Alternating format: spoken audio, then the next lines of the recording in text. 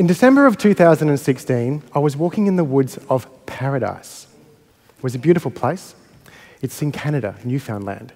It's full of snow and pine and the occasional moose. And as I was walking, I came across a stream with no discernible way to cross. I mean, any attempt to do so meant potentially falling in freezing cold water. And trust me, you don't muck around in the winter in Canada. Now, I didn't want to go back. I desperately wanted to push on. I wasn't sure when I'd be back here next, but what to do? What would you do? Before I tell you what I did, I need to take you back. About 12 months prior to standing in front of a freezing cold stream, looking for a way to cross. See, I learned I was going to be a father for the first time. And while this news was awesome, it troubled me. Because when my child was in his or her teens, I'd be in my 60s. And so how would I cope? Would I be able to get down on the floor and play in a meaningful way with a toddler? And where would I be for all of those firsts? The first surf, the first overnight hike, the first rock concert. Whatever it was, if I was going to be the kind of dad that I imagined myself being, that at that time, I needed to do something about my fitness. See, when I was younger, I was an elite gymnast, so I knew what a body could do, but that was 25 years or more ago, and a lot had changed. I was a regular guy with a 9-to-5 job. I had no discernible exercise pastime. I ate and drank as I pleased, and believe it or not, I was growing a healthy pot belly. So I needed to do something about my fitness. So I joined a gym, on the assumption that fitness equals exercise. And exercise, a combination of stationary running and riding and rowing and weights. That's fair enough. But straight away, my reason for being in the gym and the things that I could do there just didn't make sense.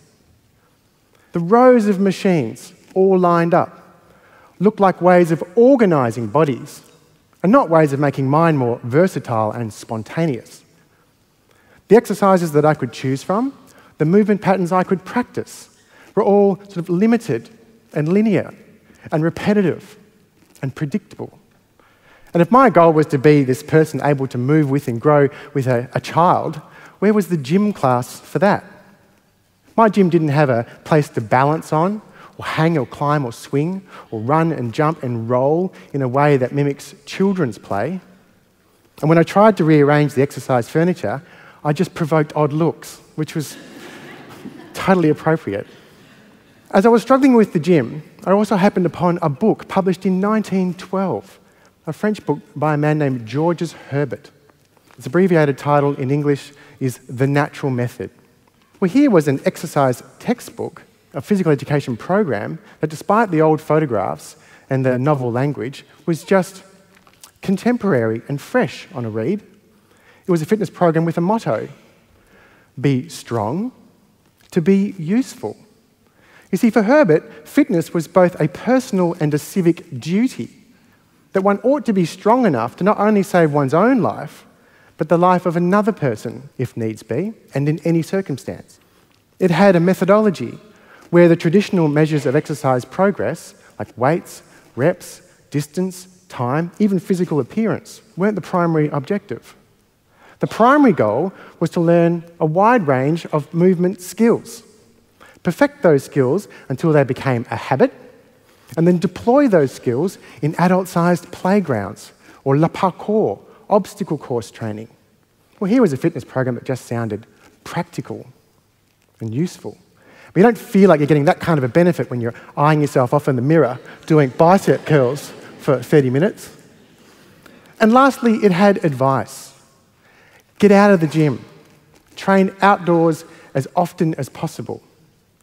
So I quit the gym and I applied the method to myself. Amongst my friends, I called it parkicize, because I'd go out and I'd find parks or any open space that afforded me the opportunity to practice all of the movement categories in the method. Run and sprint, balance and climb and roll and swim and lift and carry and so much more. Pretty soon I realized this wasn't exercise per se. This was movement training, the deliberate and methodical practicing of skills that moved my entire body through all that it is capable of. And it was a lot of fun. But more than that, after months of training in the method, I didn't just feel stronger, I certainly felt that. I felt functionally stronger. And that's a very different feeling.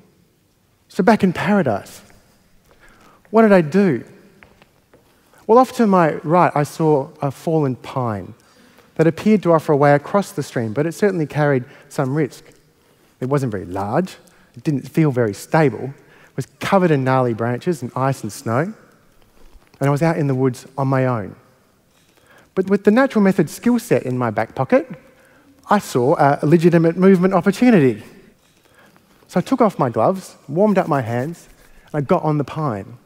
I crawled for a ways until it felt unsteady, and then I dropped into a straddle. I pulled myself along, getting around the gnarly parts of the tree, until I was far enough along that I could get under the branch and onto the land, onto the other side of the stream. Now, it wasn't very pretty. I had a really wet bum. But it worked. And now maybe it was the rarefied air in paradise, or maybe it was the novelty of pulling something off that was spontaneous in nature. But as I stood on the other side of that stream, and in the stillness of that snowy valley, I actually felt wild. Like the last 12 months of movement training had been this process of rewilding my body. It was this sense that it was amplified because I had a strong feeling that my body and the landscape were communicating. And here was my aha. You see, movement training had given my body this access to this wide range of functional skill. And now the landscape was communicating through its obstacles. And I was only able to respond because I had a body that could read and interpret that language. Now, I found lots of parts in life are a bit like this. Obstacles we encounter, they're actually opportunities for movement. If only we had a body that could see a path.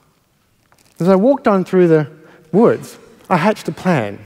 I was not going back to my 9-to-5 desk job anymore. I was going to go home and find a way to share the rewilding process with others. And in so doing, I've learned a great deal about people's movement behaviour. For example, most people train between 1 and 3 days a week for 30 minutes to an hour, choosing any one of a range of very normal exercise pastimes: walking, running, cycling, swimming, the gym, which is wonderful, but its wonder starts to unravel when we count the amount of time between exercise. So for our 3-hour-a-week exerciser, what does that person do for the other 109 waking hours of the week? I mean, you can start to see a problem, right? Our movement via exercise is 3% of our waking week. Our purposeful movement outside of exercise, in an environment that actively promotes sedentary behaviour, movement there is almost optional. It's because of how we work and how we entertain ourselves, how we travel and commute. Not only is our sedentary behaviour and our choice of exercise not giving full expression that all of the human form is capable of, the linear nature of the patterns of movement that we are practicing actively make us less mobile. And most of us make the same assumptions that I made, was that fitness equals exercise.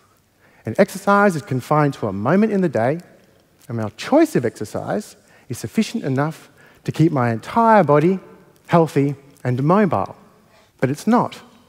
I do not think that my body, or your body, or children's growing bodies, that these bodies evolved to navigate the natural landscape built for power and speed and agility and grace. That those bodies were somehow meant to be repurposed to endure a lifetime in one of these. I mean, is that what nature had intended for your body? The body didn't evolve to be domesticated, but somewhere along the way we traded the playground and the outdoors for the sofa. It's time to get back in the playground, and at any age. So in rewilding training, we return to the ground, literally. We learn ground movement patterns.